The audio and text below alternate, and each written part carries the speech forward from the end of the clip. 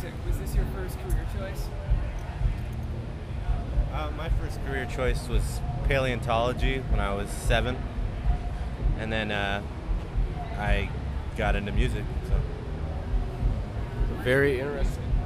I don't know. It's kind of a family thing for sure. And then I just remember my sister digging my mom's records out of the garage, and I got really into like the Beatles. And my sisters would always, put the headphones on me and make me listen to like Nirvana, that stuff.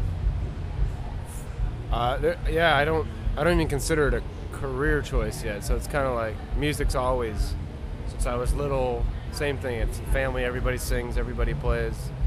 So I don't know. It's kind of like even if I wasn't in a band, I'd still be playing music. It's kind of a constant. So. Yeah, it was my parents and everything. Like definitely had to do a lot with it. Like I was surrounded by it. Like I mean, in Seattle, like my mom used to go to like all like the old grunge shows, and and so like my stepfather was a drummer and everything, and I've just always been like fascinated with it. So.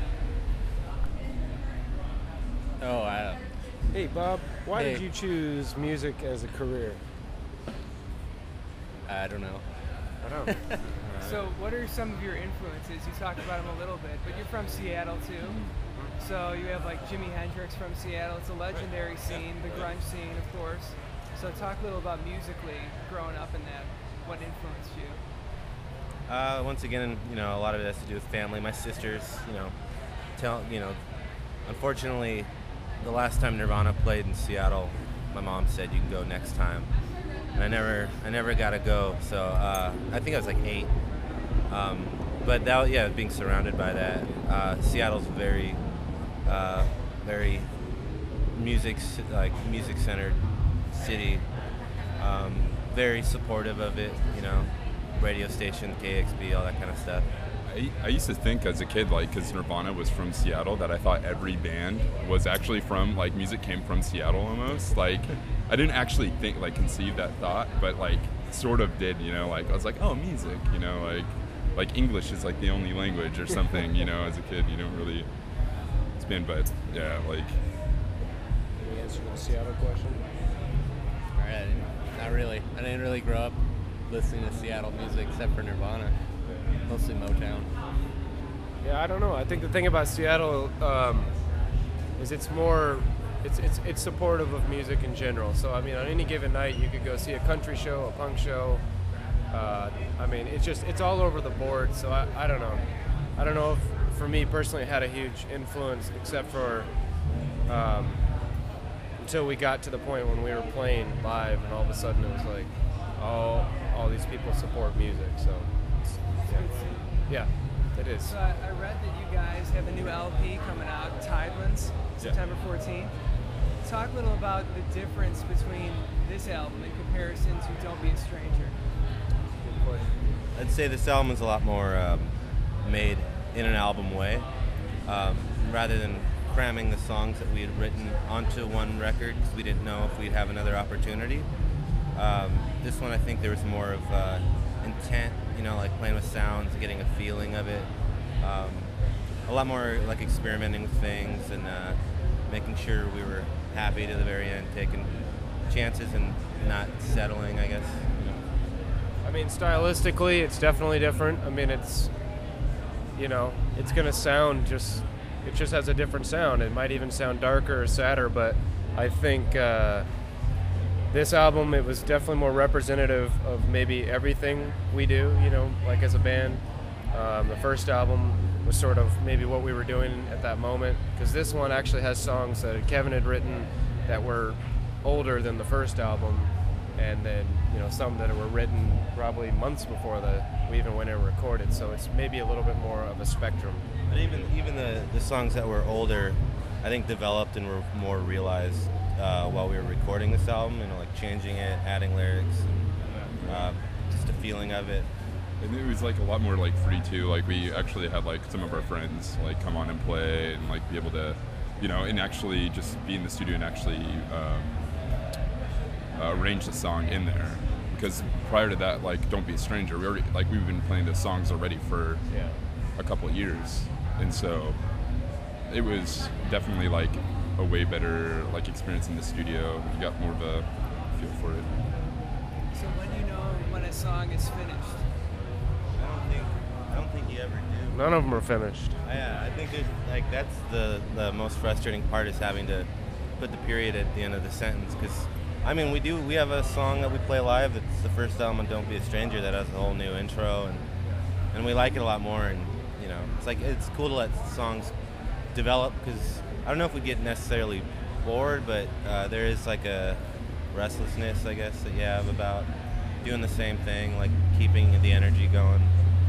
Songs. Yeah, I mean, the other funny side of that is like, we have songs I don't think that'll ever be finished. Like, we kick around, there'll be little choruses or little parts that, you know, we have in our back pocket or something that we try to like write around and have another song for it. And it's like, and we even went in and recorded one song this time that like, it made it as far as actually getting tracked, making it to the final disc, and then we're all like, no, not, so gotta get cut, and so it's always kind of a joke, you know, when do these parts actually make it onto a song, and you know, when does a song ever finished? It never is. So you change things up live. I've never seen you live. What do you offer as a live act? Candy bars, tinnish. What was the question? What do we offer live? What's live like? Out of tune, jump kicks, backflips. No, yeah, it's faster. I don't know. I have a little bit of stage fright, so I'm kind of working through that still. But every once in a while, we have those good nights where the audience seems really kind of like this good lightheartedness to it, you know, and they're into it. And I think we'll share the energy on stage. Yeah. But I think the thing live about us probably more than anything is, you know, what you see is what you get. I mean, it's definitely an attitude of, I mean, we just walk up there and play, and then if it was a good show, it was a good show. If it wasn't, it wasn't. There's not really, I guess we don't bring any fog machines or anything like that, you know? Not yet. And we'll also tell you, we are the Moondoggies, and we're from Seattle multiple times throughout the show. We got maybe 3 things we like to say. One is, hey, how are you? 2 is, wow, it's hot here in the South, if we're in the South. And 3 is, hey, we're the Moondoggies, we're from Seattle. It's, like, I'll be talking to Kevin or something, like, he'll be like, oh, let's play this song. I'm like, no, let's play this song. Yeah. Or something like. Yeah, set lists are a constant battle of, you know, we didn't even use them for a long time because I'd look at it and be like, nah, not right now, it doesn't fit. And we bickered on stage for like a minute before, you know, it's like, no, not that one. I can't do it, you know. I'll be seeing you today. I'm gonna expect to hear all of that. Oh, you'll get it, Okay. man. You'll get the full argument. I don't want to play that song. Are you guys ever blown away by your own material? Are we what? Are you ever like impressed, blown away by your own material? I'm never blown away remotely by my own material, but everyone else, like hearing them play, I can't stand personally listening to us. You know, I don't put it on and rock out to it, but no. In fact, I mean, anytime it's come on radio at work before, and I just like, oh no, I gotta go have a cigarette or something because I'll start messing with me or something, and it's very uncomfortable. But I get blown away by, you know, playing music with these guys. So I get blown away sometimes, like in the studio or something, where I get an idea and we did it for like a certain song, and it comes out. That's when I get blown away somehow, like the first time. But then once you hear it the 80th time in the studio, it's like slowly declines. I got nothing. All right, this is the last question. It's kind of a goofy question. Okay. We're on a show called the Thursday Casserole because we play like tons of different music. How would you describe your music as a food? As a food, or your sound as a food? Flank steak. It's a flank steak. Because it's nice and meaty and raw and saturated in good juices. And you can dip it in different stuff. Yeah, there's a Any side kind of roll. sauce.